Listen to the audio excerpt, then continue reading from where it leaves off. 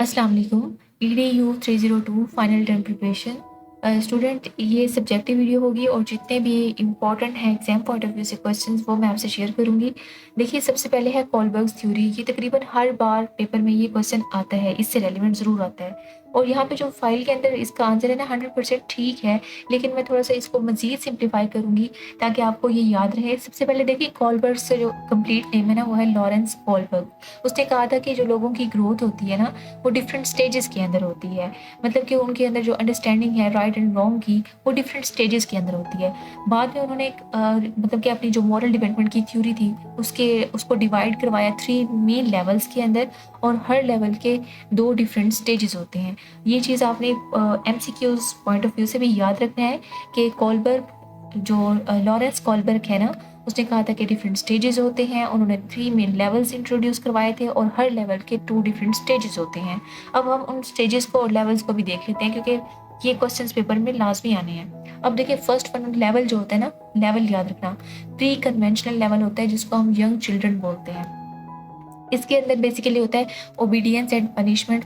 मतलब कि अगर आपको पनिश करेंगे तो आप वो चीज़ रिपीट नहीं करेंगे। और सेल्फ इंटरेस्ट का मतलब अगर आपको रिवॉर्ड मिलेगा तो आप वो चीज़ बार बार करेंगे। और ये मोस्टली चिल्ड्रन में ये बिहेवियर होता है, ठीक है। और जो कन्वेंशनल लेवल है ये सेकंड लेवल है, और ये जो होता है ना मोस्ट टीनेजर्स, मतलब 13 to 19 ईयर्स ओल्ड जो बच्चे होते हैं ना उनमें होता है ये, और अडल्ट्स में भी होता है। तो इसके अंदर बेसिकली जो इसके स्टेजेस हैं, एक तो है good boy and good girl. मतलब इनके अंदर एक परसेप्शन होता है कि लोग हमें अच्छा कहें, उनको अच्छा दिखाने के लिए वो अच्छा बनने की कोशिश करते हैं, ठीक है। और जो फोर्थ स्टेज है लॉ एंड ऑर्डर, इसका मतलब ये कि कुछ रूल्स सेट किए होते हैं वो उनको फॉलो करना उनकी मजबूरी होता है। तो ये उस लिहाज से यहाँ में उसको हम रिलाई कर सकते हैं कि यहाँ पे फिट होगा। नेक्स्ट वन जो थर्ड लेवल है पोस्ट कन्वेंशनल लेवल, ये अडल्ट्स में होता है। इसके मुताबिक सोशल कॉन्ट्रैक्ट, मतलब कि ये लोग समझते हैं कि जो रूल्स वैसे तो इम्पॉर्टेंट हैं, लेकिन अगर कहीं पे रूल्स अनफेयर हैं, रूल्स सही नहीं है, तो हम उसको चेंज कर सकते हैं। सोशल कॉन्ट्रैक्ट के अंदर होता है, ठीक है। और जो लास्ट स्टेज है यूनिवर्सल एथिक्स, इसका मतलब ये है कि रूल्स जाए जहाँ मर्जी, बस जो मुझे अच्छा लगेगा बस मैंने वही करना है। I will do what the right even it goes against the rules. Rules की खिलाफ वर्जी भी चाहे क्यों ना हो जाए, जो मुझे बेहतर लगेगा बस वही करना है, ठीक है। अब आपको ये सारे लेवल्स और स्टेजेस समझ आ गए। एग्जाम्पल से मैंने कोशिश की है कि आपको ये याद रहे। अब नेक्स्ट क्वेश्चन देखिए, जोन ऑफ प्रॉक्सिमल डेवलपमेंट। वैसे तो ये फाइल में भी ठीक है। देखो, मैं फाइल में पढ़ के और वहाँ पढ़ के भी आपको डिफरेंस समझाती हूँ कि मसला क्या है असल में। The difference between the what a child can do independently and what the child need the help from the more knowledge person to do। ये बता रहे हैं कि जोन ऑफ प्रॉक्सिमल डेवलपमेंट है। 100% ठीक कह रहे हैं। अब मैं आपको समझाती हूँ बेसिकली ये है क्या। जोन ऑफ प्रॉक्सिमल डेवलपमेंट को हम CPD भी बोलते हैं, ये एब्रीविएशन आ सकता है। और ये किसने एक्सप्लेन किया था, ये लेव विगोट्स्की ने एक्सप्लेन किया था, और ये एक फेमस साइकोलॉजिस्ट था। उसके मुताबिक जो GPD होता है ना वो एक गैप होता है। याद रखना है, GPD एक गैप है। बच्चा अगर अकेला कुछ सीख रहा है उसके दरमियान, और अगर किसी की हेल्प से कुछ वो कर रहा है उसके दरमियान जो गैप आ रहा है ना उसको हम बेसिकली CPD बोलते हैं। अगर एक पजल दे देते हैं हम बच्चे को सॉल्व करने के लिए, अकेले वो कर तो लेगा लेकिन उसको ज़्यादा टाइम लगेगा, हो सकता है वो शॉर्ट टाइम में भी कर ले। लेकिन अगर कोई मतलब कि स्पेशलिस्ट उसको हिंट्स और गाइडेंस दे रहा है तो वो जल्दी जल्दी क्विकली उसको सॉल्व कर लेगा। तो ये दरमियान में जो गैप था ना इसको बेसिकली हम GPD बोलते हैं। और ये एग्जाम्पल भी आपके पास वही है जो अभी मैंने एक्सप्लेन किया है, इससे लिख सकते हैं।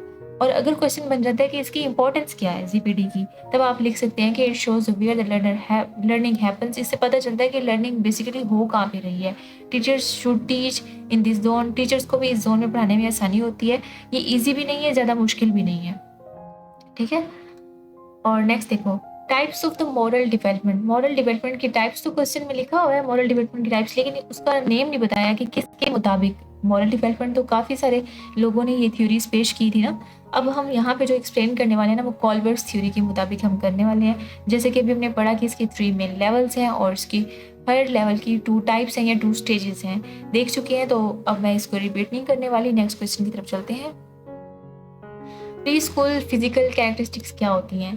देखो, प्री स्कूल मतलब स्कूलिंग से भी पहले और उसमें 3 टू 5 इयर्स, वैसे अब तो 3 टू 5 इयर्स के बच्चे भी स्कूल में एडमिट होते हैं, लेकिन ये बेसिकली जो स्टेज होता है ना 3 टू 5 इयर्स का होता है। इसमें जो हम नोटिस करते हैं, नोटिस करने वाली चीज़ें होती हैं, फिजिकल कैरेक्टरिस्टिक्स की बात कर रहे हैं ना यहाँ पे, तो हाइट एंड वेट, जो ओवरऑल मतलब कि ग्रोथ होती है 2 टू 3 इंचेस हाइट में होती है, और 4 टू 5 पाउंड जो होती है ना पर ईयर, साल में 4 से 5 जो है ना पाउंड उसका वजन भी बढ़ता है। और बच्चा जो होता है वो स्लिमर होता है और टॉलर भी होता है, मतलब बेबी की तरह ज़्यादा नज़र नहीं आता, उसकी बेबी की तरह जो लुक होती है वो थोड़ी सी कम होना शुरू हो जाती है क्योंकि वो बड़ा हो रहा होता है।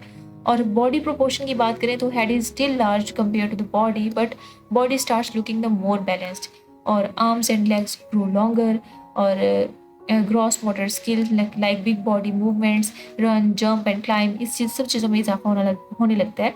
तो ये सारी जो चीज़ें हैं ना ये फिजिकल है, लेकिन जैसे अब टीथ की बात है ये भी फिजिकल है, ब्रेन डेवलपमेंट भी और विजन हियरिंग भी, मतलब सुनने और समझने की सलाहियत भी थोड़ी सी ज़्यादा हो जाती है जैसे जैसे बच्चा बड़ा होता है। अब देखिए प्री स्कूल इंटेलेक्चुअल कैरेक्टरिस्टिक्स, अब इंटेलेक्चुअल का मतलब इसका सारा ताल्लुक जहन से है, पहले जो हमने ऊपर देखा ना वो फिजिकल था, अब इसका दिमाग से ताल्लुक है।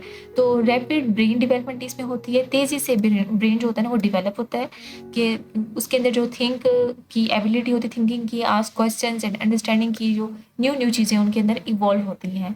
वेरी क्यूरियस होते हैं एंड लव टू एक्सप्लोर, और उनको नई नई चीज़ें दरियाफ्त करना बड़ा अच्छा लगता है बच्चों को। लैंग्वेज स्किल, लैंग्वेज भी इम्प्रूव होती है, न्यू वर्ड्स वो सीख रहे होते हैं और उसको अडॉप्ट भी कर रहे होते हैं, यूज़ भी कर रहे होते हैं।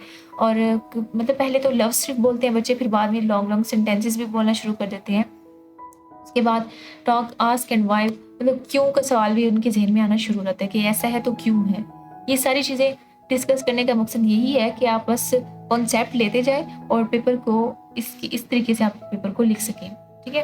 क्योंकि इंटेलेक्चुअल की बात हुई है, उसके अंदर आप मेमोरी के हवाले से भी बात कर सकते हैं, इमेजिनेशन एंड क्रिएटिविटी के बारे में बात कर सकते हैं, सोचने समझने की सलाहियत, सारी इस जैसी चीज़ें इसके अंदर आ जाएंगी। Learning the basic concept like colour, shapes and numbers, alphabets, attention Spain, मतलब कितनी देर तक अटेंशन पे करना वो भी मैटर करता है। बहुत सारे पॉइंट्स मैंने आपको बता दिए हैं, आपको इसे भी 3 से 4 लिख लेना, डिपेंड करता है कि अगर शॉर्ट क्वेश्चन है या लॉन्ग क्वेश्चन है। अब क्वेश्चन आ रहा है कि डिफरेंस बिटवीन द विगोर्स्काई एंड पेजे इन द टेबुलर फॉर्म में, ये मैंने खुद लिखा है यहाँ पे, ये प्रॉम्प्ट मैंने दी है, वैसे क्वेश्चन फाइल में ये वाला था कि इन दोनों के दरमियान डिफरेंस बेसिकली पूछ रहे थे। टेबुलर फॉर्म बनवाने का मकसद ये था कि मैं दोनों सामने होंगे ना तो डिफरेंस हम अच्छे तरीके से कर पाएंगे। अब देखो जीन पेजे था ना, ये पेजे है, पैगट नहीं है, ठीक है, इसको सही प्रोनाउंस करना। जीन पेजे जो उसका जो फोकस था ना कि इंडिविजुअल कॉग्निटिव डेवलपमेंट के ऊपर था उसका फोकस, और इसका जो लेवी-गॉट्स्काय का था, इसका था social and cultural influence on the learning, ठीक है। और इसकी जो रोल ऑफ लैंग्वेज का के हवाले से अगर बात करें तो language is a result of cognitive development, और इसके मुताबिक था कि language is essential for the cognitive development. और लर्निंग प्रोसेस था कि learning comes after the development, और ये बंदा कह रहा था कि learning leads to the development, ठीक है। ये काफ़ी सारे डिफरेंसेस हैं, आपको इसे 3 से 4 चाहो तो स्क्रीनशॉट ले लो, मैं थोड़ा सा इसको जूम आउट कर देती हूँ, आप स्क्रीनशॉट ले लो और ये वाले पॉइंट्स आप याद कर लो, ठीक है। अब नेक्स्ट देखते हैं ट्रांसफर ऑफ लर्निंग से क्या मुराद है, ठीक है। Basically using what you have learn in one situation to help you in new situation, ये इसका मतलब होता है कि ट्रांसफर ऑफ लर्निंग। इसकी एग्जांपल ये है कि अगर आप साइकिल चलाना सीख जाते हैं ना तो आपको बाद में बाइसाइकिल चलाना, मतलब मोटरसाइकिल चलाना भी आसान हो जाएगा। पहले वाली लर्निंग आपको हेल्प कर रही है दूसरी लर्निंग के अंदर, ये इसको बोलते हैं ट्रांसफर ऑफ लर्निंग। ये ओवरऑल मैंने आपको कॉन्सेप्ट दिया है, 1 मिनट में फाइल में देख लीजिए कि फाइल में उन्होंने क्या लिखा है।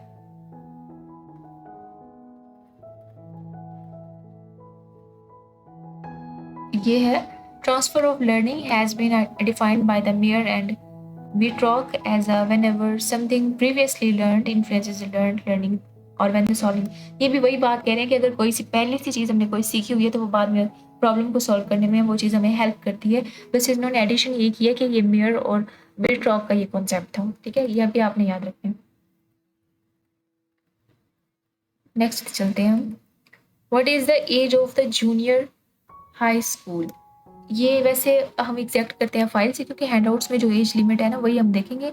जूनियर हाई स्कूल की 7 to 8 एंड 9, 12, 14 ईयर्स ये एज बताई हुई है। वैसे जीपीटी ने जो मुझे बताया 12 to 15 ईयर्स बताया है।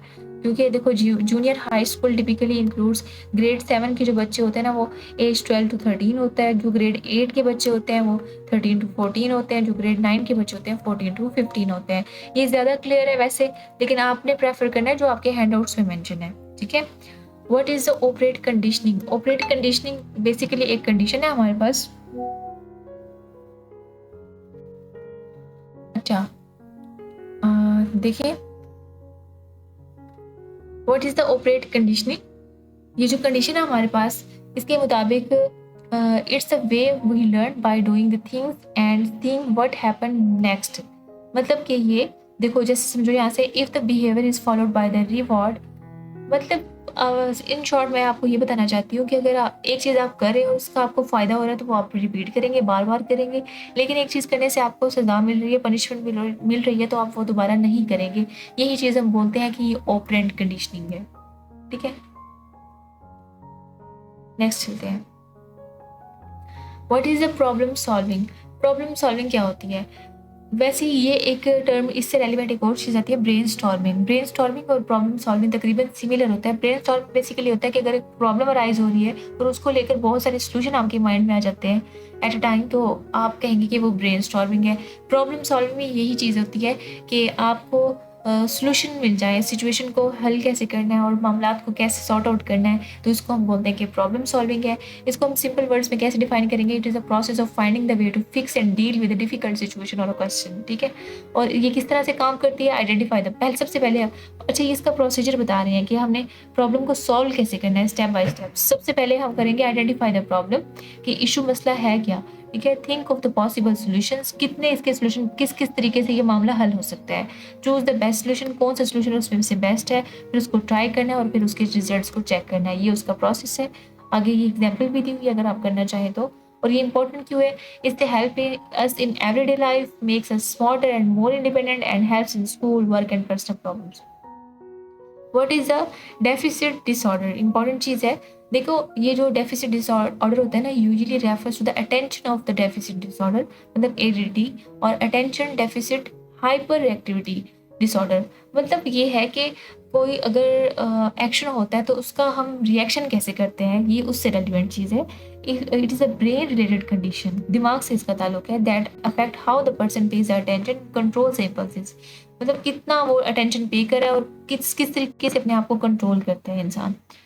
डिफिकल्ट, इसकी जो की फीचर्स हैं, डिफिकल्टी पेइंग द अटेंशन और staying the focused, being easily distracted, forgetfulness and trouble completing tasks, and sometimes hyper activity, moving a lot of restless, more in the ADH। Okay, next चलते हैं। What is the